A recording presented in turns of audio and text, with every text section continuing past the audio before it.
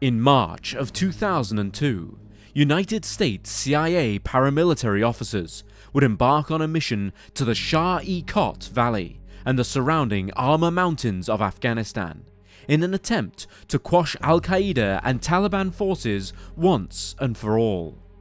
As 1,700 troops were airlifted in, hopes were high that a decisive victory was on the cards.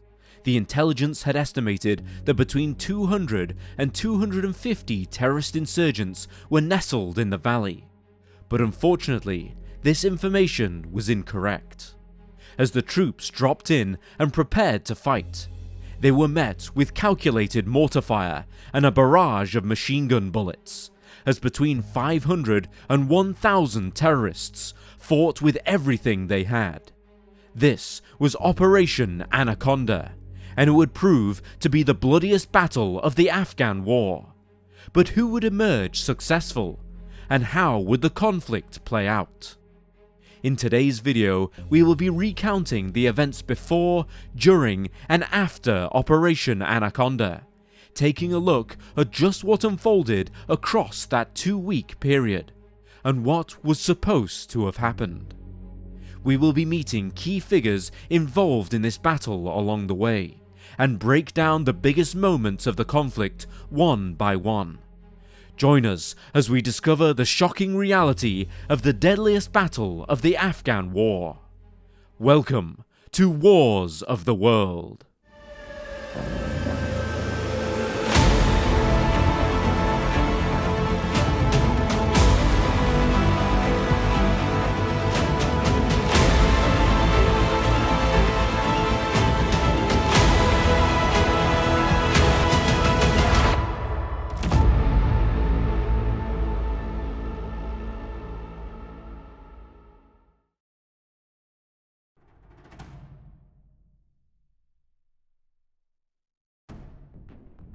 Operation Anaconda was intended to be a major turning point in the Afghan War, as the United States military attempted to stamp out the terrorist threats of Al-Qaeda and the Taliban for good.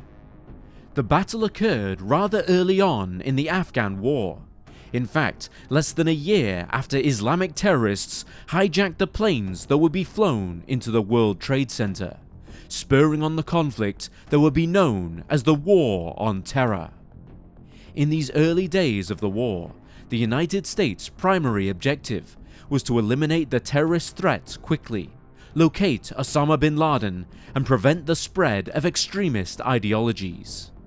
Prior to launching Operation Anaconda, the United States instigated Operation Enduring Freedom in October 2001, mere weeks after the 9/11 attacks.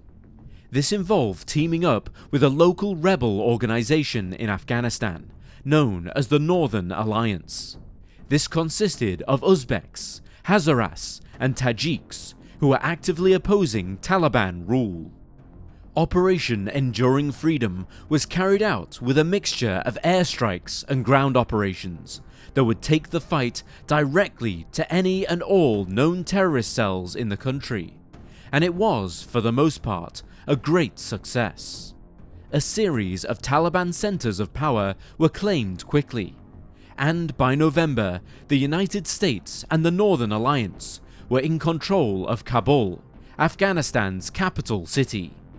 What followed, however, was the Battle of Tora Bora, which this time saw the United States military acting without the Northern Alliance, on intelligence that suggested bin Laden had been taking refuge in the Tora Bora Mountains in Afghanistan's Nangarhar province.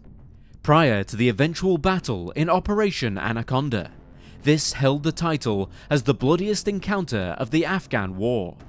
Ahead of the battle, the United States had managed to enlist the support of Pashtun military forces close to the Tora Bora Mountains, and they had moved in to attack a large Al-Qaeda training camp nestled near to the city of Jalalabad. From the get-go, however, there were concerns about their new allies' commitment to the cause. They were not as vehemently opposed to Al-Qaeda and the Taliban as the Northern Alliance had been, and they intended on leaving the area each night to safely break their Ramadan fast. Moreover, it turned out that bin Laden and his closest allies were situated at this very training camp, but had managed to leave the scene amidst the disorganized assault. Operation Anaconda, then, was born from a new intelligence report that claimed that Al-Qaeda forces were gathering in the Shah-e-Kot Valley in Afghanistan's Paktia province, south of the city of Ghar, translating to the place of the king in Pashto. Shah-e-Kot is a 9-kilometer by 5-kilometer stretch of rocky crevasse, and it is full of hiding places. Caves and indents into the rock line the valley walls, and a great deal of cover is afforded to troops at ground level by natural rock features. This valley had been the site of an important battle during the Soviet-Afghan War in the 1980s, which saw Soviet forces eventually retreating as Afghan guerrilla fighters had held their ground. By the time the Americans were ready to attack the valley, bin Laden had fled to Pakistan to evade capture, and an American request to intercept him with 800 border rangers had been declined by Central Command. 2001 turned to 2002, and in January, plans were set in motion for American troops to move in. American intelligence had suggested that between 200 and 250 terrorist fighters were stationed across the valley, led by Malawi Nasrullah Mansour. After the Battle of Tora Bora, Mansour had invited jihadists from the surrounding regions to join him in the valley to assemble in the event of an American attack, and his men had spent time planning for just what was to come. Mansour's invitations had attracted between 500 to 1,000 terrorist fighters to the site, each of them well equipped for combat. The valley had been fortified with trenches, bunkers, and ridges upon which to mount machine guns, making it a particularly difficult place to assault. Prior to the start of Operation Anaconda, however, Mansour had been killed in a battle with a rival warlord, and his son, Saif-ur-Rahman Mansour, had become the primary Mujahideen leader of the troops who were stationed at Shah-e-Kot. Despite the junior Mansour's recent rise to power, the terrorists held every belief that, just like in the Soviet-Afghan War, they would be able to repel any American threat that came their way. But would they be right?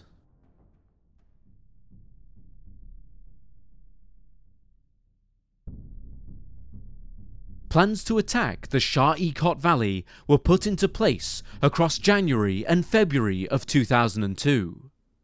Earlier intel had provided the United States military with the location of not only Saif-ur-Rahman Mansour, but his high-profile wanted allies, Jalaluddin Haqqani and Tohir Yuldashev, both of whom were stationed alongside him. Haqqani in particular was a major threat here. He had fought in the Soviet-Afghan War and knew the lay of the land well. He was no stranger to fighting in the valley, and United States forces deemed him to be extremely dangerous. Over the course of the planning phase, additional intel needed to be gathered and give the Americans an advantage. Satellite imagery and reconnaissance units attempted to reveal as much as possible about the valley and those stationed within. But this proved difficult. The terrorists had camouflaged themselves well against the caves and crevices of the valley walls. Here the United States would need to rely on gathering human intelligence instead.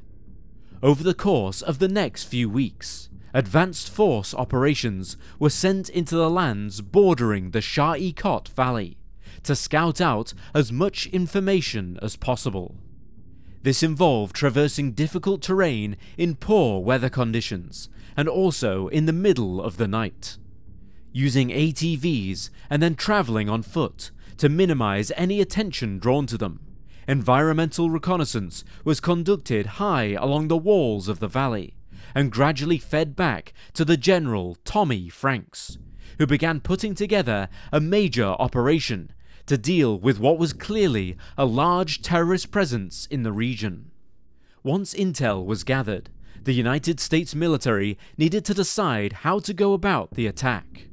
They decided to enlist the help of a local Pashtun warlord, Zia Lodin, to lead a tribal force of Afghan soldiers against the terrorists in the valley. Lodin would be fighting alongside US Major General Franklin L. Hagenbeck, commander of the 10th Mountain Division, who would be spearheading Operation Anaconda. They decided to adapt what they had learned from the Battle of Tora Bora. Afghan military forces under Lodin would move in first, but this time the United States military would be stationed in the mountains to the east of the valley. This way, any key terrorist figures attempting to escape to Pakistan would be intercepted and dealt with. The United States would also be enlisting the support of special forces from their international allies: New Zealand, Australia, the United Kingdom, Denmark, the Netherlands, Germany, Norway, Canada, and France. Combined, around 3,000 troops will be amassed near the valley, in the form of infantry, snipers, air support, and specialized soldiers equipped for fighting in difficult mountain terrain. This is how the battle played out.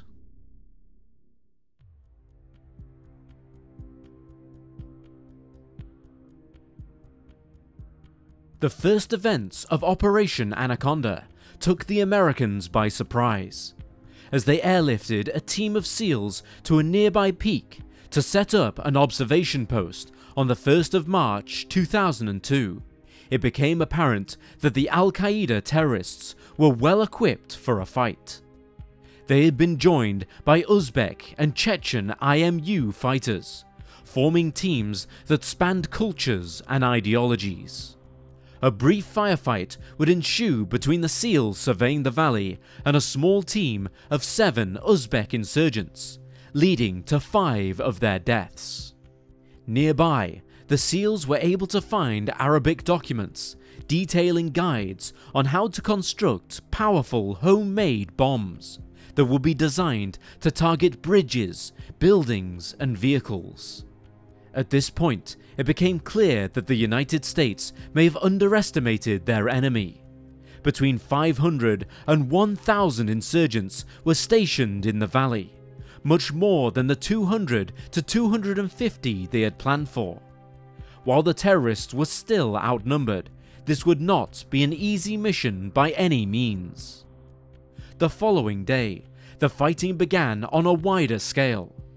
Allied Afghan militants entered the Shah-e-Kot Valley to begin picking off insurgents where they could, while Canadian and United States snipers provided covering fire from the valley's high points. Meanwhile, at the United States military base in Ghar, a large convoy of trucks containing the units of Task Force Hammer departed for the valley. Among them was Zia Lodin, a larger force of his men, and several teams of American Special Forces soldiers. The terrain was difficult, and several vehicles became stuck. Several fighters were injured before the fighting had even begun, as a bus was overturned. Moreover, the element of surprise had been lost, as the trucks turned on their headlights to avoid any further mishaps. Around this time, a convoy led by Army Chief Warrant Officer Stanley L. Harriman separated from the main group to head to the observation point where the SEALs were stationed.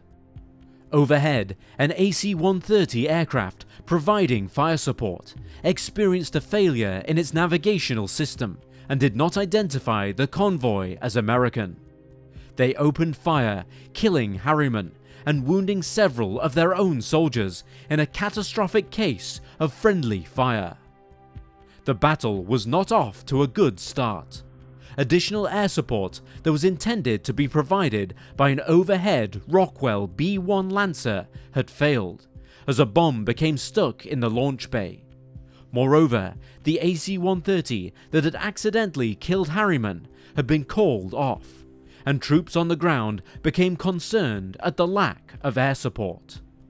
While this was happening, the Allied Afghan militias in the valley were being bombarded by mortar fire, and up to 40 were killed or injured.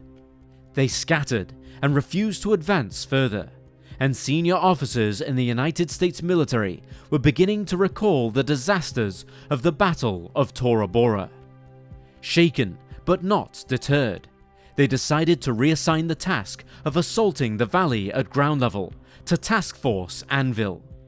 Meanwhile, the soldiers of Task Force Rakassan were beginning to board their transport helicopters and flew south to join the fighters in the valley. These would be the men tasked with blocking the escape routes to Pakistan if the terrorists attempted to flee.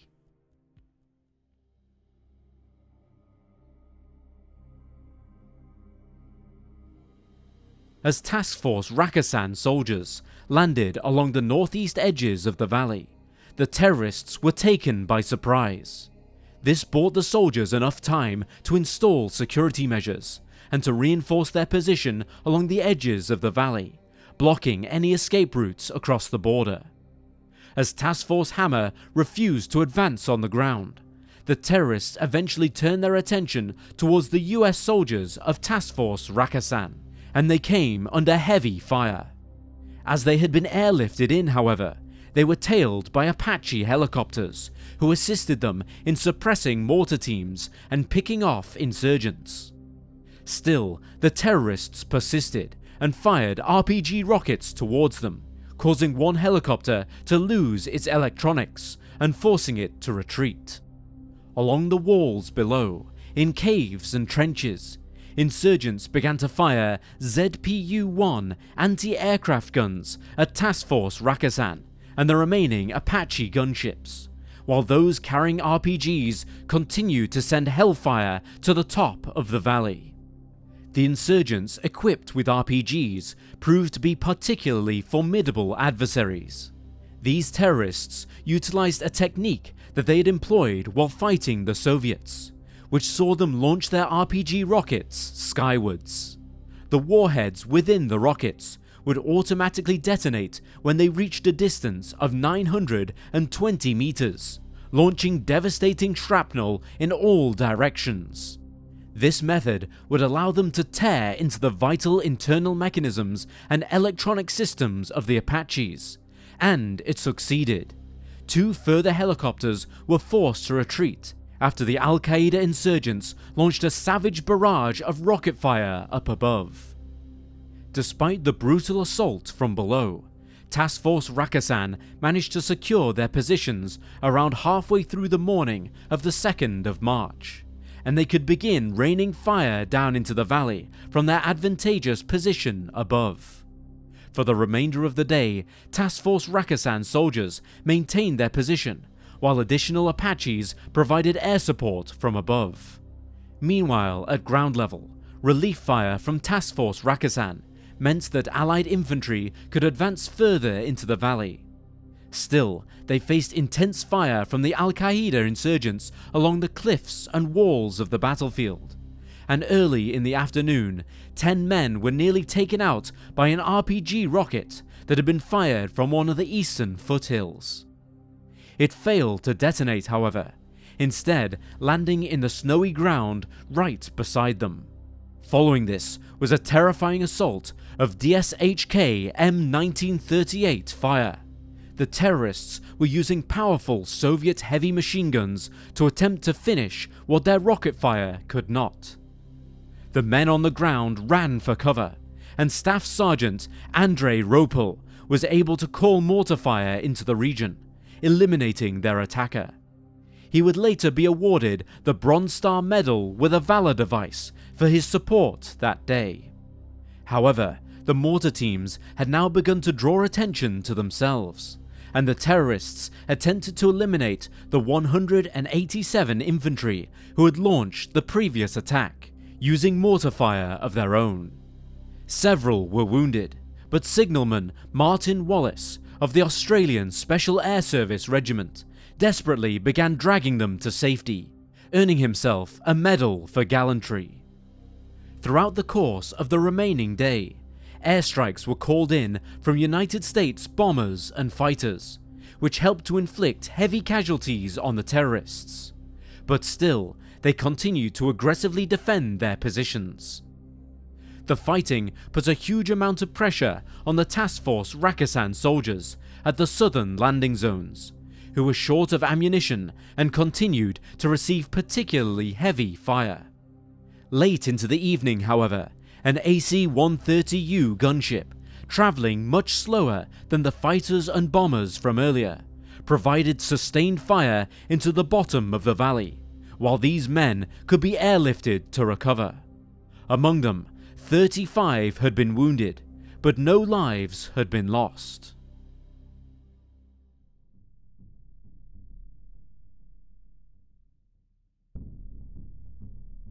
Towards the end of the second day of fighting, General Hagenbeck, who had been in command of Operation Anaconda, decided to relocate the airlifted forces from the southern landing zones to the northern position. Gradually, they would sweep forwards towards the south, eliminating any fighters on the floor of the valley.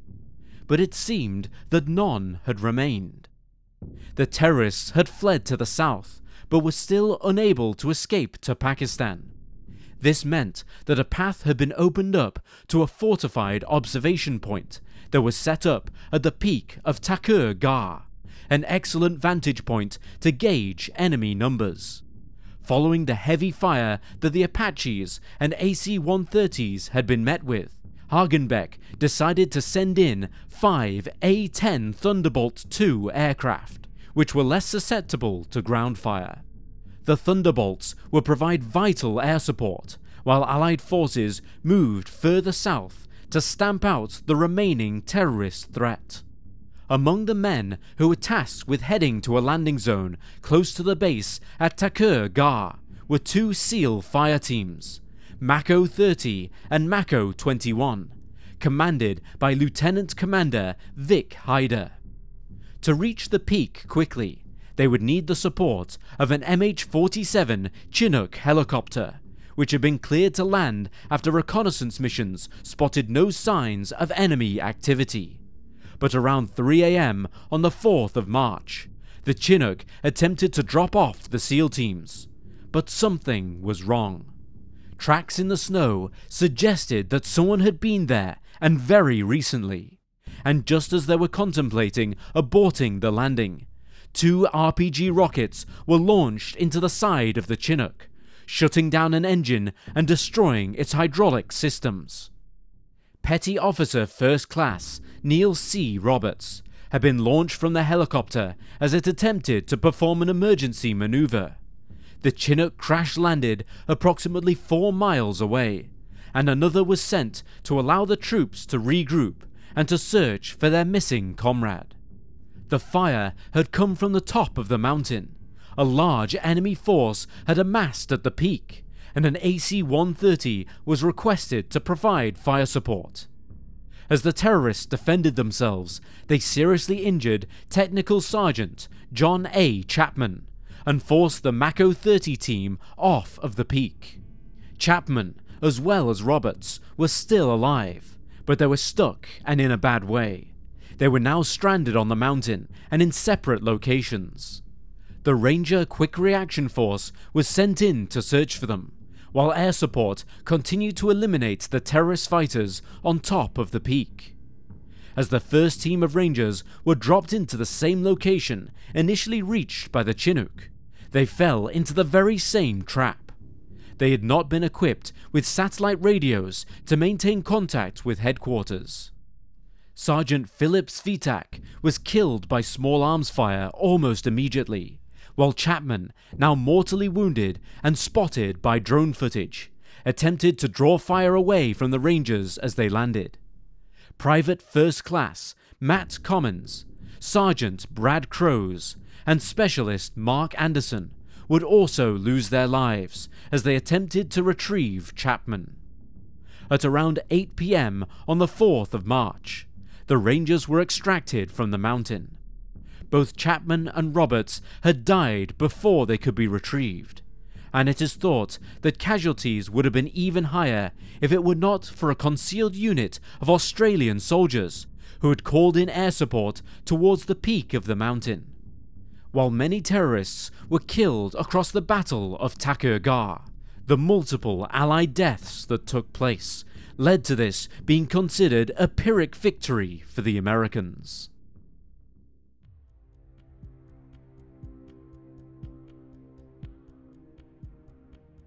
The next phase of the operation was to completely clear the presence of terrorist fighters from the Kot Valley, and fresh troops were brought in to assist with this task.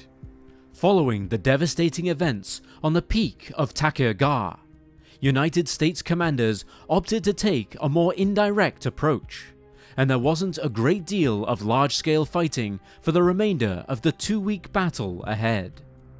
On the 10th of March, 400 American troops were sent back to base, while Zia Loden and his men began to form a final offensive sweep along the valley floor, picking off insurgents and ridding nearby settlements of terrorist presence.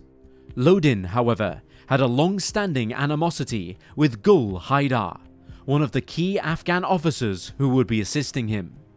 As such, communication between the two was strained, and the two could not agree on a method of entering the valley in order to sweep it. American forces eventually convinced them to cooperate, and they headed into the valley on the 12th of March. Loden and Haidar had settled on a pincer movement, reinforced by a team of T-55 tanks. Haidar proved to be invaluable to the operation, and personally saw to the removing of mines that had been placed along the valley floor using a grabbing hook. Meanwhile, Loden and his men approached from the south side, and the two teams began clearing small settlements, confirming that any terrorist presence had been eliminated by the prior events of Operation Anaconda. With very few terrorists remaining, efforts shifted to counting and collecting Allied bodies, and confirming enemy casualties. By the 13th of March, Task Force Rakhisan had been replaced by the 10th Mountain Division, who began sweeping the walls and cliffs around the side of the valley. Efforts to catch up with any terrorists that had escaped were unsuccessful, but all of the Pakistan routes maintained their position. The enemy had not left the country. By the end of the 13th of March, estimations on casualties had been confirmed. 8 United States soldiers, sailors, and airmen had been killed, with a further 82 being wounded. Between 500 and 800 rebel insurgents had been killed, and at least 14 civilians had died during the widespread airstrikes. The remaining rebels are believed to have taken the mountains, but their numbers were severely reduced by this point. The final engagement of Operation Anaconda came on the 17th of March, when Task Force 11 caught wind of a high-value target who may have been moving through the mountains to an unmanned Pakistan escape route. A Predator drone was tailing the convoy, and it became an urgent matter to intercept them before they could escape. Task Force 11 headed out, backed up by Rangers and British SBS operators, with Chinook helicopters being sent to transport them ahead of their targets. The terrorists were stopped in their tracks, as one of the Chinook miniguns rendered their vehicles useless, killing a number of rebels in the process. As SEALs closed in with additional fire, the fight was drawn to a close in mere minutes. Using the element of surprise, they had killed a large number of insurgents quickly, and among the dead were well-armed Arabs, Chechens, and Uzbeks. If Task Force 11 had not acted in time, these men would have escaped to Pakistan, where they may have taken intel to Al-Qaeda and Taliban forces regarding the events of Operation Anaconda.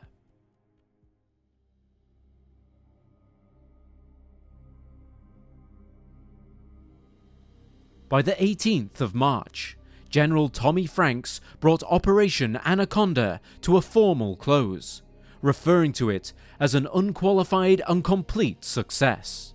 Investigative reports refuted this claim, describing it instead as a debacle plagued by squabbling between the services, bad military planning, and avoidable deaths of American soldiers.